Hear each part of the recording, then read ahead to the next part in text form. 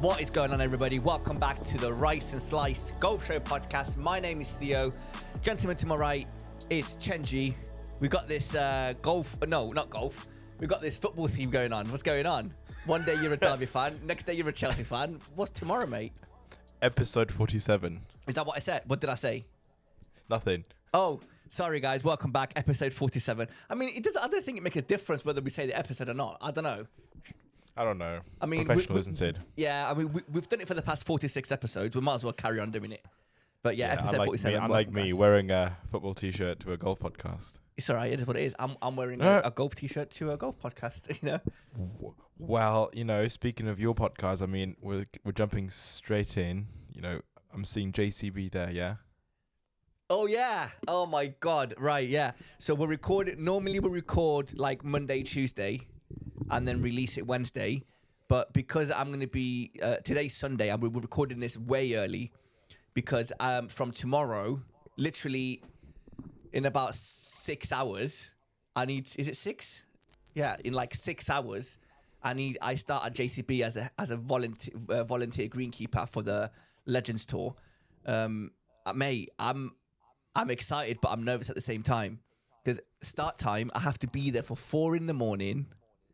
and we finish at 10 at night, and I'm doing that 5 days out. No, I'm doing that Monday, Wednesday, Thursday, Saturday. Monday, Wednesday, Thursday, Saturday. So I'm doing four out of the 6 days. It's gonna be a long week for me next week. So I'm gonna struggle to definitely do the podcast. So I said to Chenji, let's do it earlier. We'll do like a fun quiz and stats and facts a little bit, and news and all that kind of stuff, just to get a podcast out of the way, because I know for a damn fact there is zero chance of me recording a podcast next week. I'm literally coming home at 10 o'clock, having a shower, going to bed, then waking up at 3 a.m. to go back. It's gonna be crazy. But yeah, I'm really looking forward to it. It's gonna be a good one. I can't believe it though. 4 a.m. to 10 p.m. How many hours is that? Okay, so the way it works, it sounds a lot worse than what it actually is. It's on call, but during the day, it's like quite chill. Well, Monday, Tuesday is going to be literally non-stop from 4 a.m. till 10 p.m. So we get lunch, we get dinner, and obviously like there's an hour break in between because there's no golf getting played. It's just practice rounds. So during practice rounds, what happens is all the people are playing, and we kind of work around them, and they play around us. That's the way it works. But during, like, on Wednesday, I think there's a pro-am. Yeah, Wednesday's a pro-am, and then Thursday, Friday, Saturday is the actual competition dates. While on those days, while the golf is getting played, we are nowhere to be seen as greenkeepers. There's, like, out of the 60 people, or 50, 60 people, however many are going to be there, that are volunteering, only, like, a small handful of people are going to be walking the course and fixing any problems that come up.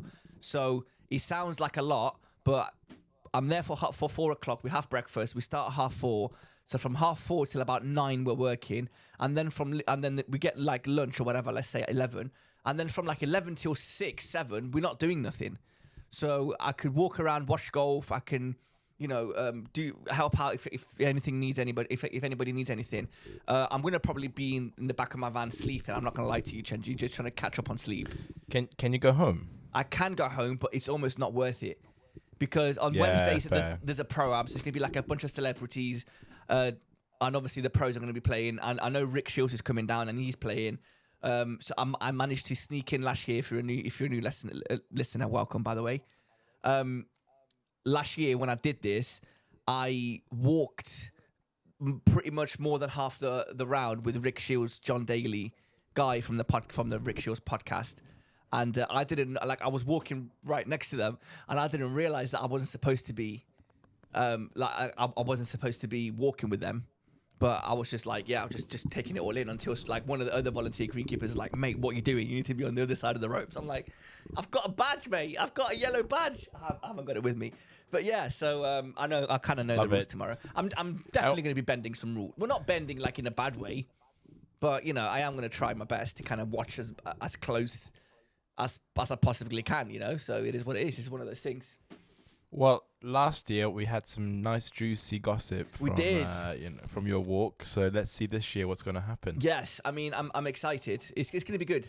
On average, The person who won last year's JCB Championship just won the Senior Open. Oh, really? I think it's Alex Jaker, right? I think so. Yeah. Yeah, I remember that. I've got a picture. Hold on. Because you've got a team picture taking with the winner. Yeah, I've got it. They gave us like a frame picture. It doesn't say the name of the winner. I don't. Yeah, so it's that was last year. But it's pretty cool, man. It's a great experience. I'm really looking forward to this year. I'm looking forward to it just because I know, like, I got to know some of the boys there. So did you get any new stuff as well sent to you? No, I got like 3 JCB t-shirts, like a couple of hats, a flag that everybody. I've got a flag. It's in the other room. So I went and bought a JCB flag, and I got every single greenkeeper that worked on that week, and I got them to sign it, and I framed it with with my lanyard, and it was such a cool experience, and it was such a, I don't know, like such a brotherly connection between everybody. It was amazing to see. It was so inspiring. I'm really looking forward to seeing the boys tomorrow. Yeah, it's gonna be good, man. I'm really looking forward to it. Do you know what, Ro? On average, how many steps do you think I'm gonna have next week? Per day, I would say easily for the whole week. For the whole week, yes. Easily 100,000, probably 150, maybe 200,000. Yeah.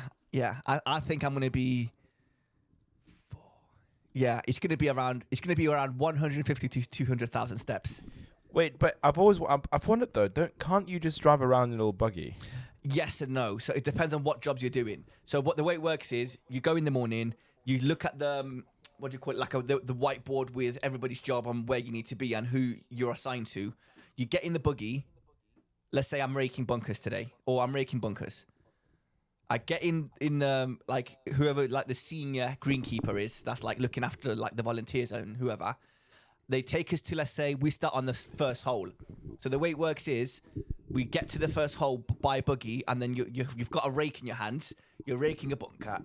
Sorry, you're raking a bunker, and then you're moving on, and then you go from first hole to second. So you're not really in a buggy. You're mainly walking the course.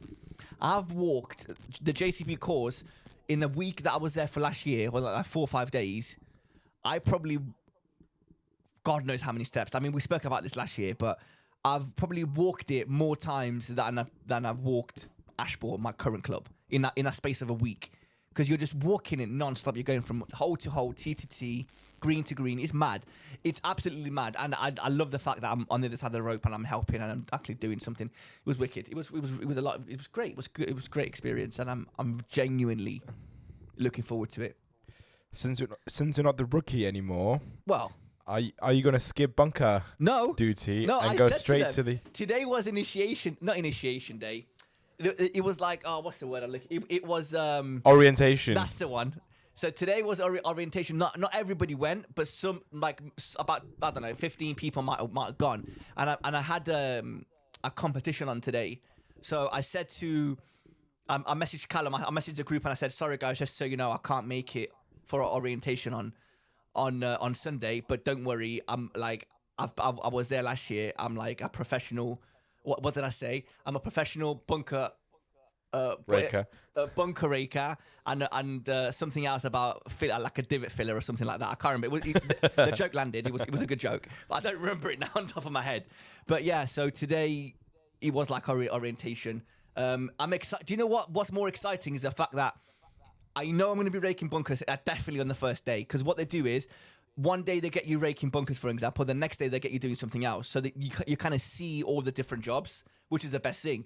So when I went last year, I remember I was like, yeah, I can rake a bunker, no problem. Like I rake them at my local golf course, until you go and you see the bunkers and you see the art that is a raked bunker, and you're like, oh, I can't rake that.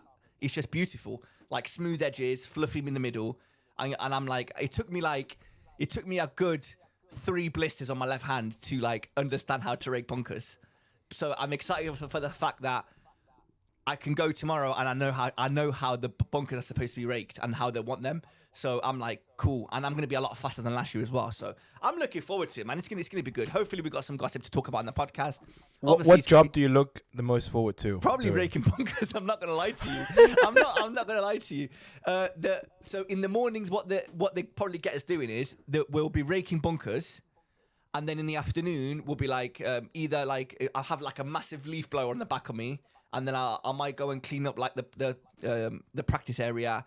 I might go and like sweep the dew with like this weird brush in the morning. It's just little jobs like that. Like I'm not expected to like roll greens or all that kind of stuff. I might be on like tea setup in the mornings, or like I don't know, hole setup in the evenings, or like do the stip meter, it's just little jobs, but it is what it is. I'm just happy to be there, honestly. It's cool. It's the experience. It's a content that I get to bring back to the podcast, obviously, as well. If I do get a free round at JCB, that won't be bad either. And I've decided we did talk about this last year, and they never gave it to you. They never gave it to me, which is fine. They didn't know me, but I feel like this year, if they don't offer anything, I'm gonna ask. I'm gonna be like, hey guys, cool if you say no, but can I have a round for free? Or no, sorry, that's a lie. I don't want it. I want to pay for the round. Just get me in the door. And hopefully they go, yeah, you can have a 4-ball on Sunday, the 15th of September or something like that. And I'm like, cool, Chenji, come down. Stel, come down. And we'll go and enjoy JCB. So who else? I'm doing this. Jack, the lad that I'm a member with at Ashbourne. He'll probably come. But it's great. It's good experience. It's good to kind of be there. But yeah, I'm definitely going to be asking for a round. I'll pay you, no problem. I just want to be there. So we'll see what happens. I'm excited. Absolutely. I was going to say, it was Captain's Day on Saturday. No way. Yeah, how was it? So funny. I saw your score on my England golf, actually. Yeah, I played terrible. Yesterday and today I played. Yesterday and today I played terrible. My golf it's still not that bad. No, not mate, that bad. it's bad. It's bad. But dude, like, oh my god, you're like 14 handicap right now. It's like yeah. I'm surprised it hasn't gone up. I'm not gonna lie to you. It's been a horrible couple of weeks of golf, man. Before we get into captains, it's been a horrible. For about a month ago, I was genuinely thinking about turning pro. I was like, this might be on the cards. Oh yeah, when you shot 80 in I shot 80. Hills. I shot 80, 82, 83. I was like balancing it, and I was like low 80s. I was like, oh my god, yes, mate, 10 handicap, here I come. For the past 3 weeks, I no word of a lie, and everybody would believe me that's listening to this because everybody's been through it. Every single golfer ever in the history of golf. I feel like I'm over the ball and I forgot how to hold a club, how to swing a club, how to follow through. I forgot my alignment. I forgot everything. So I'm swinging a club and I'm hoping that it goes relatively straight. It's not been great at all. It's been a horrible experience. Captain's Day was on Saturday. I was the people that I normally play with didn't play with me on Saturday because they were on holiday. And I was like, I've got the morning off. There's no way I'm not going to play on Captain's Day. It's the biggest day, comp of the year. Because it's like everybody gets involved, there's food, there's drinks, it's a good time. So I just signed up with some random people thinking, yeah, this will be fine. I go in the pro shop and the guy goes to me, they're in the clubhouse waiting for you. And I'm like, what? It's like, how many is there? And he goes, these next like 5 time slots or 6 times. So there's like 30 people that come in and they draw numbers. And they see who's playing with who. And I'm like, what do you mean? He goes, yeah. So there's like 30 people, and you're obviously one of them. You draw a number out, and whatever number you come, that's the tee time that you're teeing off. So you could tee off at 10, or you could tee off at half 10. Depending on what number you draw. And it's just like this little old boys group that always, so they kind of mix and match, but they always play together and then have a drink afterwards. So I'm like, okay, I'll go in, mate. The youngest person there was probably like 65 years old. No I'm like, way. okay, cool. You know what I'm like. I can get along with anybody. I go in, I introduce myself. I was dressed to the nines. I was wearing like brand new clothes, brand new shoes. I've got the biggest blister on the back of my right foot because I have brand new shoes, like nice and flashy. And I was like, it's Captain's Day, man. You got to show up. Like half the job is looking good and feeling good. Absolutely. And I introduced myself. I went around the whole table shaking hands. Anyway, so we start. You're the captain. Yeah, no, I was just trying to be nice. They were old boys, so I was like, show a bit of respect. we start playing. Obviously 4-ball, me and 3 old boys. At one point, I hit my 7-iron longer than one of the guys' driver. And he went first. It was his honours. He hit driver, and the boys around him, like the old boys, they were like, "Oh, great shot, Gary! Great shot! Oh, flushed it!" And then I went with my 7-iron. I outdrove him with my 7-iron, dude. The swear words that were coming out of this 75-year-old's mouth. No way! God, I can't effing believe that you effing outdrove me with an effing 7-iron. And yeah, man, like there was, me being young and I wanted to, do us proud, or the young boys proud. I was like, respectful, calling them, saying sir, Mr. Tony, Mr. Gary. And they were effing and blinding from start to finish. The amount, if I had £1 for every time that they used the C word during the No way. Are you joking? It was madness. On the 7th or 8th hole, they go to me. I says to them, "Oh, how long have just general chat? How long have you been a member here?" One of them was like, "I've been a member here for 35 years." The other one's like, "I've been a member here for 41 years." And I'm like, bloody hell. One of the old boys, 1999, Ashbourne, my golf club, was a 9-hole course. The subs back then were like £100 to £200 a year.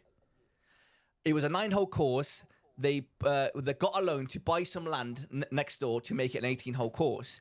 They couldn't afford to get all the money from the bank. So they asked the board, asked the members, who wants to invest in the club, or not invest, who wants to put money into the club, and we will, I don't know, figure out some sort of program. And one of the boys, the old boys, Gary, that I was playing with, he ended up putting money in. And he put in £1,500.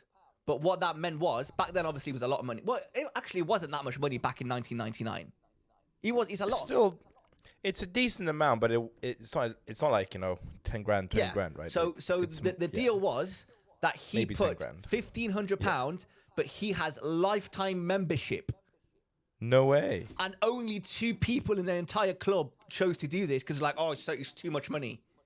So only this guy and one more guy were like, yes, we'll give you £1,500 to put towards the loan or the mortgage or whatever.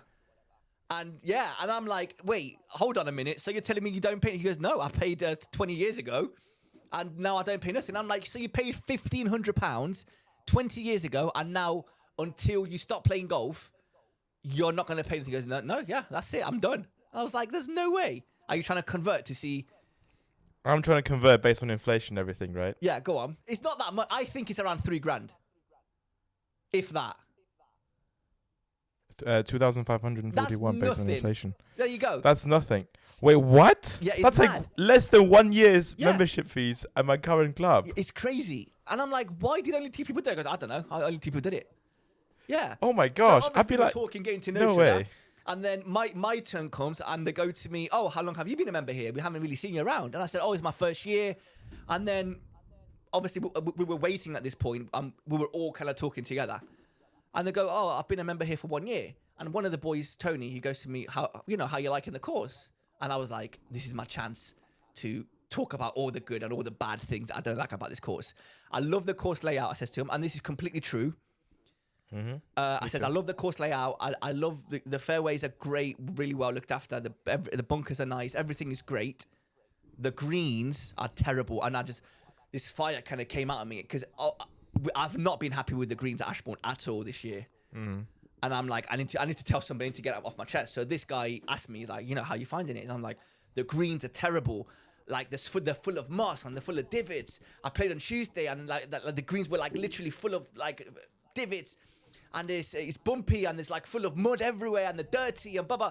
I was going on and on and on. The old boys were all staring at me, and they were like, "Oh, okay." Like they weren't very happy with what I was saying, but I was like, "I'll just be truthful." No way, right? You're Wait, joking. it gets worse. A couple of days later, we're talking about Captain's Day. Obviously, it was a Captain's Day, and they seem to know a lot about the Captain's Day because obviously they've been a member here for long. And then we were talking about the criteria of becoming captain. And then Tony turns around and says, "When I was captain," I was like, "Excuse me?" And he goes, "Oh, I was a previous captain." And then Gary turns around and says, "Yeah, I was also a captain." So I was like, "So did I just slag off this golf course?" in front of 2 previous captains, and I was saying how I'm probably not going to be a member again next year because I don't like I don't like the way they're looking after the greens, and I don't think I'm getting my money's worth. Is that what you said? And it just so happened that I told this to 2 previous captains, and I was like, oh my God. And after that, you should have seen me, mate. I was on my best behavior because normally, this is bad. I'll admit this, but this is what I normally do. I think you might do this as well sometimes. If I hit a shot, I'm so focused on moving along and keep the pace of play. I sometimes forget to fix the divot on the fairway or the rough. Yeah. So for the first 9 holes, obviously I don't know that these boys were previous captains and they're so tied to the club. I don't even think about my divots. They're not telling me anything. But then after I found out, mate, that they were previous captains, you became the best man ever. I was running around trying to get my divots. I was like, if I couldn't find my divot, I was like cutting pieces of grass to fill my divot. I was pretending like I was like stomping the ground, pretending like I was doing something. I felt so awkward after that. And I played terrible, but it is what it is. We had a good time. But yeah, man, that was like, fuck. That's a funny story. I mean, what did you guys have a drink afterwards? Like, no, did you I guys had to go back more? to Like, work. I had to go to work, so I left. But I would have, like, no problem. They were lovely. They were really nice. Yeah, they were really nice. Mate, the words that were coming out of their mouths. Oh my God. Yeah. Mate, like about the golf ball. What do you mean? Oh yeah. Like if they were like chunking the ball or like not going where they wanted. Oh mate, they were. Wait. Tell me, did they all have a chipper? No, I didn't that's know. really good. I didn't notice the chipper. They weren't bad players. They were just not long, which is understandable at their age. Like, of course. What do you expect? And then at one also, point, mate, your 7-iron when you flash it, it's like 200 yards. So. No, it's not. It's not 200. You've gone way too much. It's like 165. No.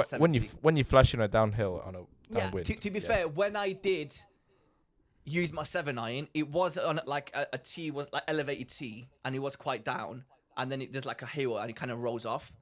So, and I caught it really nice. So he definitely went 170, 180 yards. But their driver, mate, it's not going past 170. No chance. So, it's just one of those things. But yeah, dude, have you seen the goal? I'm looking at the scorecard board now for the 3-game Open. Yeah, dude, it's literally on my TV right now in front of me. 24 under. Yeah, and he just made 2 eagles. He made 2 eagles in the last day. Yeah. I got like Tony Finau, right? I keep getting like I've got him favorited on the PGA app, so every time he like starts a round and finishes a round, I get a notification. For the past 3 days, I'm like, oh, Tony Finau just finishes round 5 under. Tony Finau just finishes round 4 under. And I'm like, how easy is this golf course for them? And then I look, he's fifth. Lee Hodges is. I mean, look. By the way, he's doing this. Like, he'll easily make it minus 26. Easy. So that means like, yeah. So at the time being. That's like on average almost minus 7, like on each day. So that's like what? Dude, round 1, 63. Round 2, 64. Round 3, 66. Are you joking? Now, have you been watching this Senior Open? And have you seen the final leaderboard and what their scores were? No, but it's the exact polar opposite. Is it really? Like the winner, like Lee Hodges, he's gonna be like. I mean, he's currently on minus 24, and the second JT Poston minus 18, Kevin Streelman minus 17, Dylan Wu minus 16, Tony Finau minus 15. Yeah. Yeah. Now let me read you the top 5, and this was just been finished in the Senior Open. Yeah. So, winner, Alec Cheka, winning in a playoff with Patrick Harrington. Both had +5 after 4 days. Yeah, +5. Vijay Singh, right, past Masters winner in 2000. At number 3, +7. No way. Yeah. Michael Johnson from Sweden, +8, number 4. That's crazy. Wait, and Philip Archer from England, +9, tied with Philip Price. Where are they playing?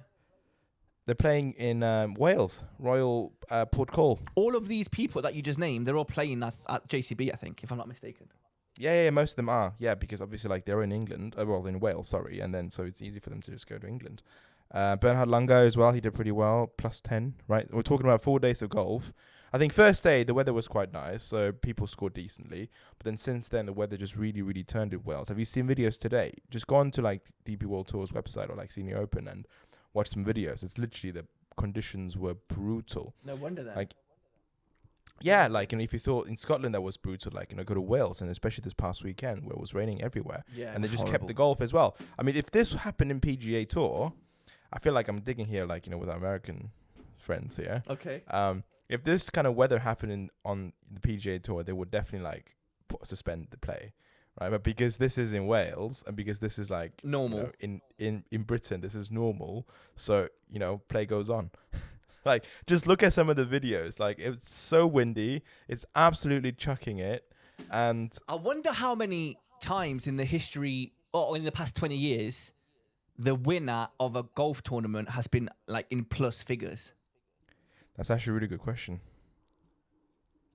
Yeah, you might want to Google it while we're talking. Because I think it's going to be a lot less than what we actually think. If you think there's one round... There's one round a week, let's say 50 weeks, or I don't know, let's say 45 weeks out of the year. Times that by 10, 450 rounds. Surely there's like, well, obviously, this is the first time, obviously we're quite new to golf, but this is the first time I've ever seen a leaderboard of like a professional leaderboard, even though this is Senior Open, where the winner has won on +5. And then you go to, where is it, 3M Open, and then it's 26 under. To be honest with you, I don't know. So, like, this is a good question to you. Like, would you prefer watching a tournament where everybody goes super low, or do you prefer watching a tournament where everybody goes super high? Because I mean, obviously, okay, like, I'll tell you what. It's a great question, and this is where I would love to see a major where the score is super high, like +5, like US Open where the rough is horrible. I think it'd be good to see like not a high number, because it makes it more entertaining for us because we're watching professional struggle. Does that make sense? Can you imagine if Rory hits it, like, wins the tournament at +5, what we're gonna score under the same conditions? Like, we're gonna be 150. Oh, easy. Like, There's no comparison. Easy. 200, mate. Yeah, it's well, first of all, we're gonna play 7 holes and then we're gonna walk back to the halfway house, have a drink, and then just head home. Like, no, today's not it. Once me and Chenji played at Kedleston, I want to say like around November time, we teed off on the 10th because we started on the 10th. It was cloudy. No, sorry, there was not a single cloud in the sky. We teed off on the 10th. By the time we got to the 10th green, the rain, we were soaking wet. We both looked at each other after we finished like the 10th hole, literally 10 minutes later, and we were like, beer. He was like, beer. And we just walked straight back to the clubhouse and we didn't even play any more golf. It was, we couldn't believe the rain that like came upon us like within a 10-minute gap. But that's just England, man. It's like Britain, anywhere. I was talking to Stel. Stel played Aphrodite Hills last week. He shot 80, the jammy bastard. and he was like, oh, it was like 45 degrees, 47 degrees. And we're like, dude, you've got like the opposite when you come back to England, because it's warm, it's 15 degrees, but the rain, it's non-stop. Like I was saying to Jack today when I went and played in the comp, I said to him, I can't believe that when I'm like getting my bags out, the number one essential that I need to have in my bag is an umbrella, and it's beginning of August. It's mad, absolutely crazy. But yeah, you played in the rain today, didn't you? I did play in the rain today, and I'm not gonna lie, I played some of my best golf like recently actually. Like I've had a really bad patch as well. Yeah. Bad stretch of like just not knowing how to hit a ball, but I think today was quite decent. Just hitting the ball well and reading the greens relatively well. Like not really great, but yeah. Short game came back as well after a pretty bad round yesterday. But I'll tell you what, yeah, it's like literally what we said last time, right? When you're focused, when the weather isn't that great, when you're focused, you hit the ball better. You do. You hit better scores. Yeah. Because you try to again in the worst conditions, just focus on the ball, focus on your swing, and focus on your grip, and focus on everything, without any distractions, without thinking about a beer, without thinking about the halfway house. Yeah. I had big breakfast before that, so I wasn't hungry at all. I wasn't just like looking forward to going to the halfway house. So hit some really good golf. That's good, man. That's good. It's but I couldn't finish it though, because it was just absolutely horrible. Like we were soaking wet. Oh, so you didn't finish around today? No, but we basically skipped 4 holes. Like we played like the what's it called? We skipped like 13, 14, played 15, and then skipped 16, 17, and played 18. So Yeah, it's I get it. I mean, I did that a couple of times, but obviously in a comp you can't, you have to finish the round, don't you? But it's Yeah. But also, like, I've got some data, like, how many times, well, not exactly how many times, because that would require, like, looking at a lot of data. But I do know some of the major ones of I mean, all these instances must have happened only at US Open, because US Opens are known to have very tough conditions. Yeah. 1972, US Open in Pebble Beach. Jack Nicklaus, the Golden Bear, won with a score of +2. Wait, was that the last time it was a plus number? The last time was, I believe, 2006. Jeff Ogilvy won the 2006 US Open with a score of +5. No way. Well, there you go. I did say it was a lot. What's the word? A lot less than what I expected it to be. Yeah. But then obviously look at this year's Senior Open. And, these seniors are not bad. Like, they're good players. No, they can still easily. And, because I think at the Senior Open, like at the, what's it called? The Legends Tour and, the European Senior Tour, they play from shorter tees. So it's not like the distance actually that disadvantages them, because it plays like shorter than PGA Tour, right? And you're playing with all these past winners, right? Proven winners, PGA Tour, European Tour, majors, right? So these are good players, and to win a tournament like with a +5, that's quite incredible. I mean, I've never seen it that high. And just like you said, look, I know. 1972. I've never seen this high. I've never seen this high. So like, it was actually quite interesting. Do you know what it is as well? I think it's the modern you should ask player. some of these guys actually when you're at JCB, if you get to speak to any of the players, right? Like, how did you find Wales? And everybody scored so high. They're gonna probably spit in my face, and be like, "Why are you reminding me? I'm trying to forget." Yeah. No, but I think it's quite interesting as well, right? Because I mean, these guys, I bet they love a challenge. So it's a good story. It's a good story, isn't it? Like you said, they love a challenge. So every US Open, what's the iconic thing that you see? It's that video of somebody holding a ball and dropping it in the rough, and then holding a ball and dropping it on the green, and see how fast the greens are, right? And then you're like, oh my God, we're going to see, it's going to be carnage. It's going to be mayhem. And then they go and shoot like 10 under. I think the modern player is so good at adapting to every single condition that you throw at him and every single challenge that, they have the know-how at this point to know how to hit the ball that's in that rough and how to put this ball that's on a massive, like downhill, rapid green. So it's almost like, what are you supposed to do? Even bunkers, fairway bunkers. Okay, you're not gonna. I don't think they're dropping shots in fairway bunkers. They're definitely not dropping shots in greenside bunkers. Some people actually prefer to be in a greenside bunker than to be like either before or next to it or whatever.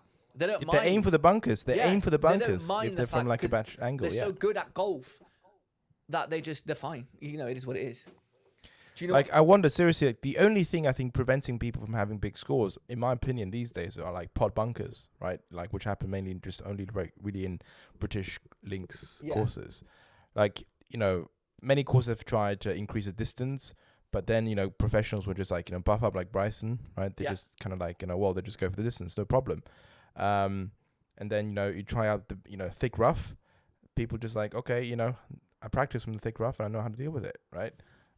Quick fast greens. I've got all the data from my TrackMan about my spin numbers. I just go extra high spin. Yeah. Right. With all the technology available, with all the data available, it's this kind of stuff won't deter players, because that's what separates them to us. They do this every single day. They practice every kind of shot, every type of shot, and they know all the data, what comes out of it. So yeah, I completely agree with you. So I think in the modern game or on the PGA Tour, we're not going to see plus numbers winning anytime soon, if ever. In basketball, I don't know. That's what I think. But yeah, we'll see. Seriously, they should really host more tournaments in like links courses. Seriously, because every time in links courses, the scores are never that high. And I agree. And people say, for example, the St Andrews Old Course is very easy, right? And in realistic, I mean, and to be honest with you, it's easy. Yeah, it is easy. Like, it's not a very long course, right? It's quite wide open.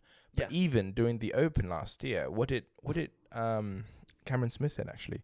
It wasn't that big. No, but it's St Andrews is difficult if the wind is being very Scottish that day. If there's no wind, it's a very scoreable golf course. Yeah, but there wasn't like that much wind for all 4 days. No, during but the Open last year, the was difference there? is where it lacks in wind is where they're gonna try and speed up the greens and like put less, I don't know, sand in the bunkers.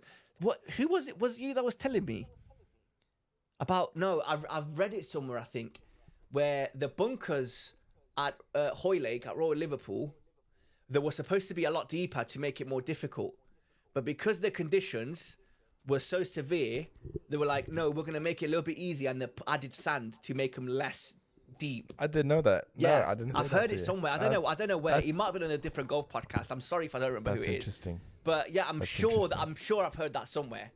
So it's mad, isn't it? Because it was going to be windy and rainy. They were like, okay, we'll let them off. We're not going to make the greens rapid. We're going to put them on like 13, 14, and then we're not going to make the bunkers as deep as it should be. So I think they were like going in and like putting like I don't know, like half a foot of extra sand to make it less deep or something like that. I don't know.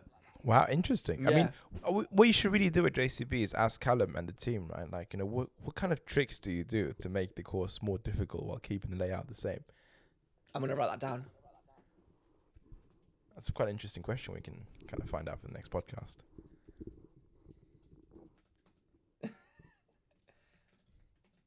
Callum, show me all your tips. And See, this is why I want to get Callum on the podcast. Oh, we should. To be fair, I you really need want to find but out. I don't know. I don't know if he up for. I don't know if he would be up for it. But I'm gonna try my best. We shall ask. We shall ask. Right. Okay. I've got it down. I'm gonna look at that later, and I'm gonna remind myself to tell him. Dude, do you know what the worst thing is? I realized when you were like talking like 5 minutes ago. This podcast we didn't really have that much to talk about. Obviously, we've been like half an hour in and we've smashed it. And because there's no major news, I sat down. I'm not even exaggerating, for about 3 hours, and I found a bunch of stats and facts. No way. I made a bunch of questions, and I had so much stuff. Half the stuff didn't save, but half the stuff that I wrote down didn't save. I've got a bunch of questions, and I've done like true and false and stats and everything. But I had so much things, mate. I scoured the internet. And I found so many stats that I made myself. I don't want to give you any ideas because I don't want you searching for the answers.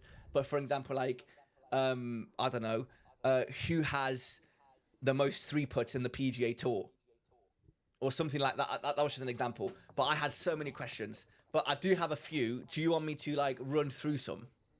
Let's go. Right. Okay. I have a couple. I've got a few true and false. And the layout as well, it's wrong. I did it all nice and tidy. So I had like the questions in one side and the facts in a different side. And now they're all mumbled together. I have a stat for you that's pretty interesting. Start off easy. The most expensive golf ball. Do you know what it is? Do you want to have a guess at how much the most expensive golf ball that got sold in auction was? To date. In auction? Yeah. Right. So we're talking about a collectible. Yeah. You'll never guess. You'll never guess. You're thinking Tiger Woods. It's nowhere near Tiger Woods. It's such a cool thing. It was a ball that was found on the Titanic,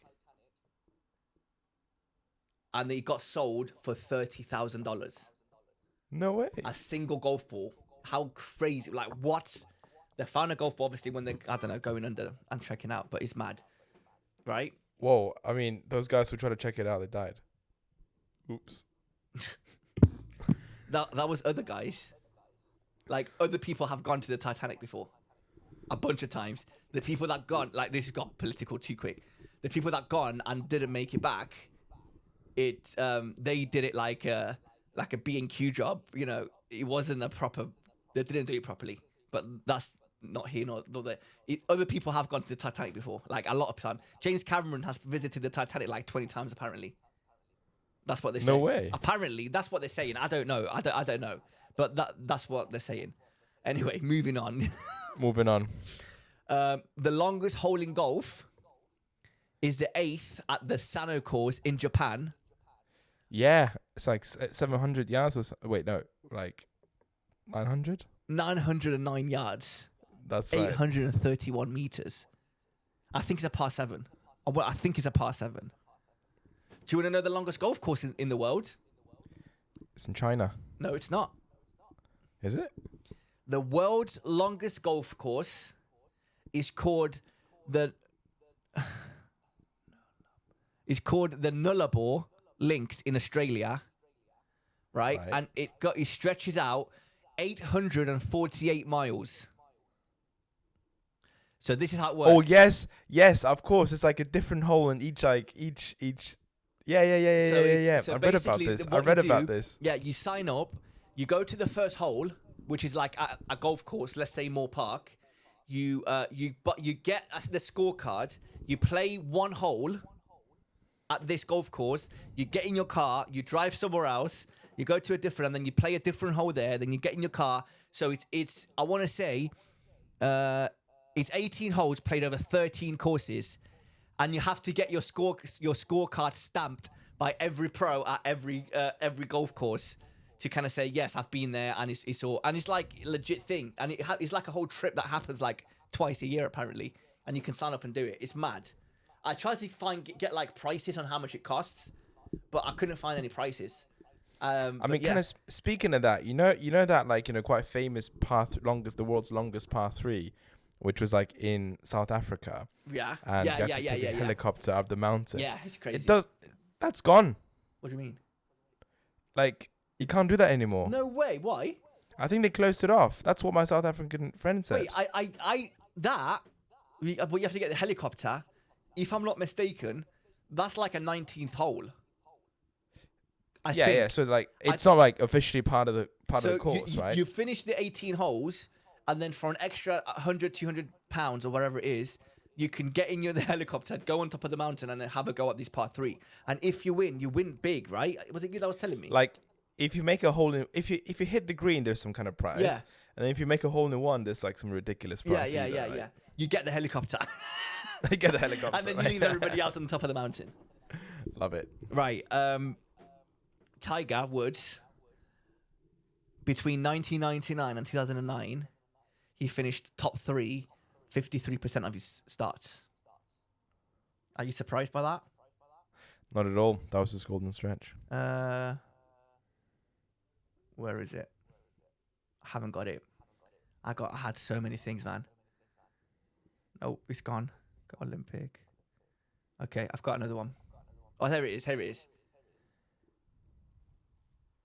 Between 1999 and 2009, Tiger Woods... he won 34% of his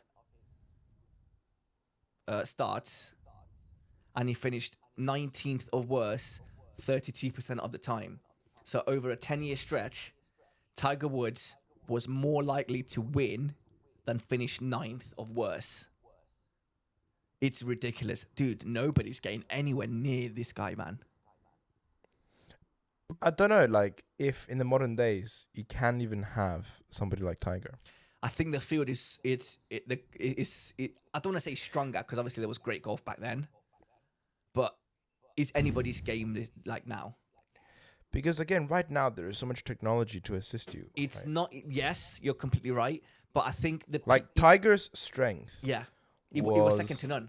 It was next to first of all his power. Oh yeah, like first of all his power. Yeah, right. And of course his work ethic, which like his putting was absolutely like impeccable. Best putter in the world.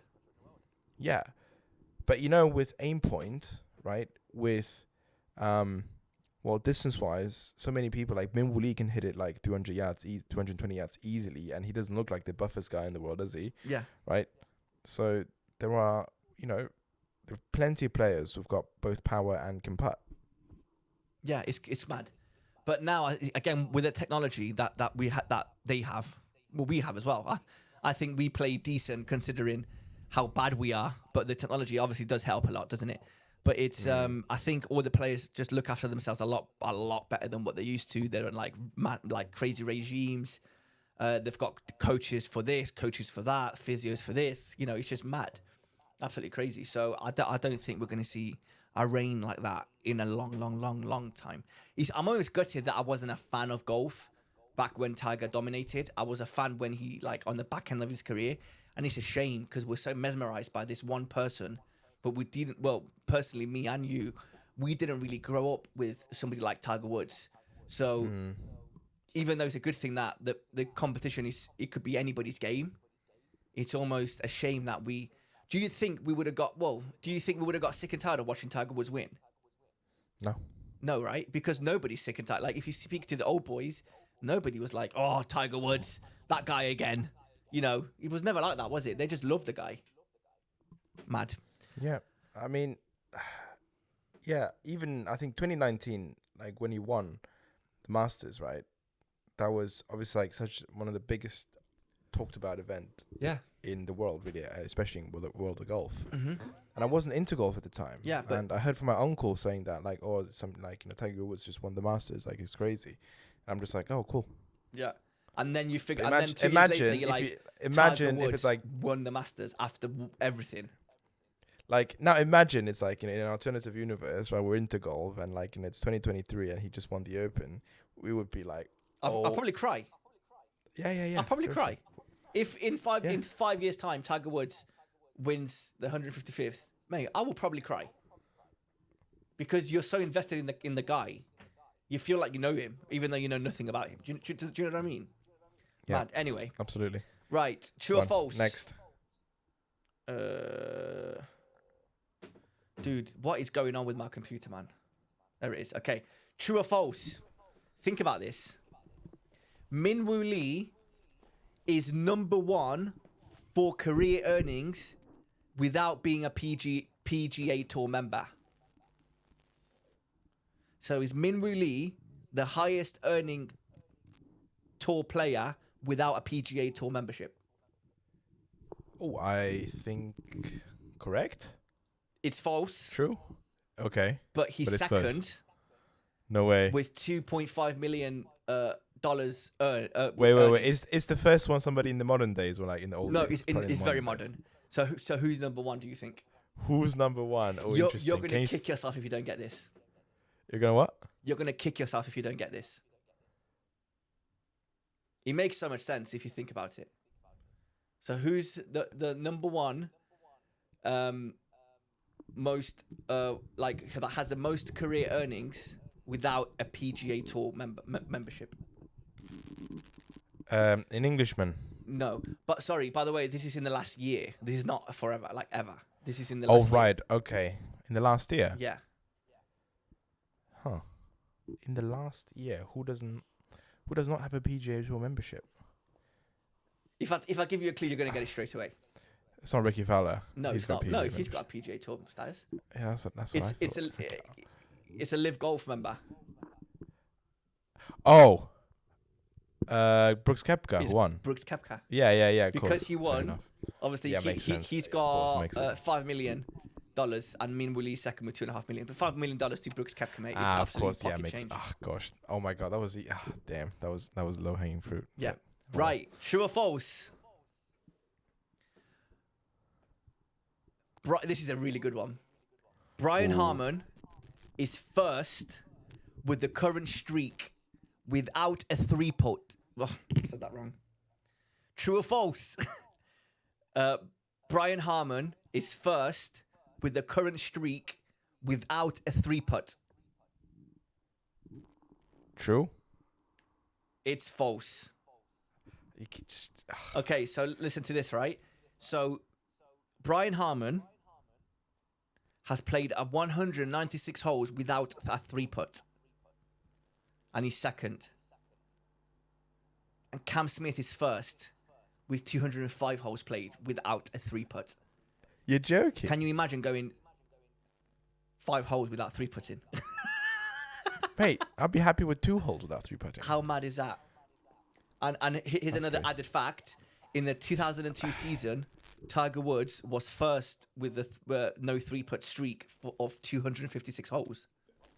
And these stats, do you know how I got these stats? I went on the PGA Tour website, and you can see like all the stats on everything. Dude, I went there from 1991 to 2003, and I read every single stat about 3-putts. And I tried to find who had the biggest streak, and it was Tiger Woods. Tiger Woods, like, he was during like 2004, 2002, 2003. He was all over the place.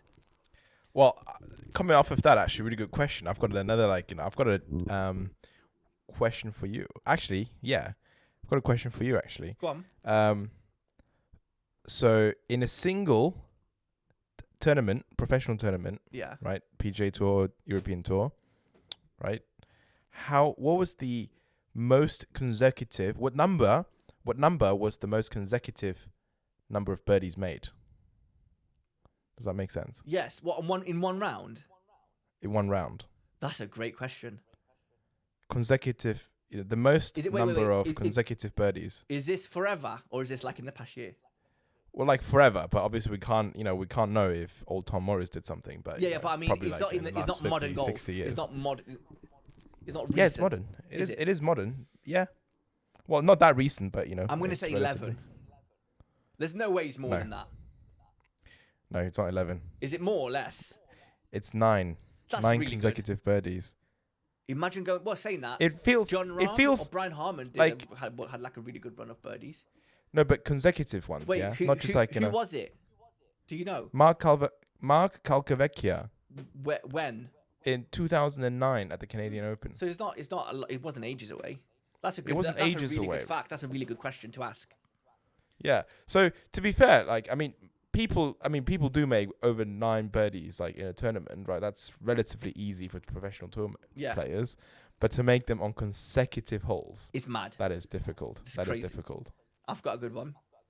Think about this before you answer. Fred Couples holds the world record to go 1,387 holes without 3-putting. True or false? Oh, gosh. He snuck in 2 falls and thinking I'm going to say another false, but I'm going to say this is true. It's false, mate. I just completely made it up. Oh my God, I knew you were going to do that. No! I overthink. I just overthink. Oh my God. No. Dude, 1,300. Get your phone out now. Do 1,387, divide that by 18. How many rounds of golf is that? 100 rounds. Less than 100 rounds. That's a lot of rounds of golf, mate, without 3-putting. That's a lot of golf. That's not that many rounds. Mate, without 3-putting, come on. Someone out there is 3-putting for at least once. Mark Bentley can remember the last time he 3-putted back in 2019. Yeah, yes, but he's played 4 times in the past 2 years. So, that doesn't count. Does that make sense? If I take off, if I have a 5-year gap and I say, I've never shot over 100 in the past 4 years. Well, yeah, obviously because I haven't played golf. So it's just one of those things. This isn't stacks and facts. This is playing mind games. Okay, I've got another one. I love it. Xander Schauffele. I always struggle with that surname. Schauffele. Xander Schauffele is first for this season for the most consecutive cuts made. Most consecutive cuts made. I'm pretty sure somebody else did that. I'll give you. No, I don't want to give you a hint. True or false? Xander Schauffele is first for this season for the most consecutive cuts made. True or false? I'm gonna say false. You're having a you're having a bad day today. It's actually true. What is happening? So he's made 20 consecutive cuts this season, which is amazing. Hasn't won a single one though. No, still. Rory has only made 9 consecutive cuts. I thought it was Rory because he was okay. Rory only has 9 consecutive cuts. Certainly wouldn't have been Justin Thomas, would it? No, bless him. Oops, sorry. It's all right. It is what it is. Rice is slice. That's the facts. I had so many more, but they got deleted. I've got a really good one. Go on. True or false? Tiger Woods' last hole-in-one was in 1999. Ooh, true. It's false. Actually, it's false, and it's funny because... Oh, he never made a hole-in-one on tour. No, he did. Tiger Woods' last hole-in-one was 1999, yeah. 1999. Okay, fine. We're saying that. He made 1, 2. His last Wait, sorry. Saying that, this is overall. This isn't. So on tour, yes, his last hole in one was 1999, but in 2018 he made a hole in one when he was playing on like a just a random round with Fred Couples and his son Charlie. So before 2018, it took him nearly 10 years to have a hole in one. That was a good fact. That's good. I'm literally googling something. Like, I mean, there are some people who would never had a hole in one on PGA Tour. I'm not surprised, dude. It's a lot of people. I think the fact that you're getting a hole in one in the PGA Tour is mind-boggling. And I can only remember, I don't know, one. I can remember two on top of my head of all the highlights I've ever watched. No, three. I remember the one on the Phoenix Open that everybody went crazy and they threw the beers in. I remember Tony Finau when he ran. I think he was at the Masters when he ran and dislocated his ankle, put his ankle back in, and then carried on running towards the green. And I remember Aaron Rai, 17th at Sawgrass, just because it was so recent. Right. But there were quite a few then. Yeah, that's what I mean. But those are the only three hole-in-ones that really stand out to me. I'm sure there's a bunch of other ones that I really like. You're like, oh my God, of course. But it's a hole-in-one. I'd rather see Tiger Woods chip it in like what he did. Is it on the 16th green at the Masters in God knows when? Oh, mate, it was unbelievable. But then a hole-in-one, I think, is just pure luck. Nobody's like trying to get a hole-in-one. If it goes in, it goes in. But yeah, I'm done with stats and facts, big man. Wait. Yes, that's the one. What? We got one. Well, it wasn't Tiger. Which famous golfer has never had a hole-in-one? Phil Mickelson. No, not Phil Mickelson. Like, we literally just mentioned him earlier today. Brooks Koepka. Well, actually, he is one. But even, like give me one more. Cam Smith. The one that I was really like. Well, him as well, actually. Yes, Oh, Jesus. But, what kind of question is this? I'm getting them right, and you're not giving it to me. You are getting them right, but which golfer do you expect to have made a hole-in-one in his very, very long career, but hasn't made one yet? John Daly. Rory McIlroy. Oh, yeah. I feel like if you got a hole-in-one, you probably remember it, right? Rory McIlroy has never had a hole-in-one on the PGA Tour or the European Tour. Now, he's been in the circuit for 20 years. But Michael Block plays one good round of golf and gets a hole-in-one next to Rory McIlroy. Seriously, look at that. Imagine. Why was nobody talking about this? Why is nobody talking about the fact that Rory McIlroy hasn't won? Forget the fact that he hasn't won a major in nearly 10 years, but why does he not have a hole-in-one on the PGA Tour? And when he gets paired with a bloody amateur, right? The amateur on the what was it again? PGA Championship or US Open was it? Yeah. And literally the amateur makes a hole-in-one, and meanwhile he hasn't in his last 20 years. Oh my God! On that note, that's funny. Thank you guys for listening. Please like and subscribe. Go follow us on Instagram and TikTok at Rice and Slice Podcast, and we will catch you again this time next week, hopefully, if I'm still alive, from JCB. Take care. Good luck. Good luck, mate. Theo. Thank you. Have fun.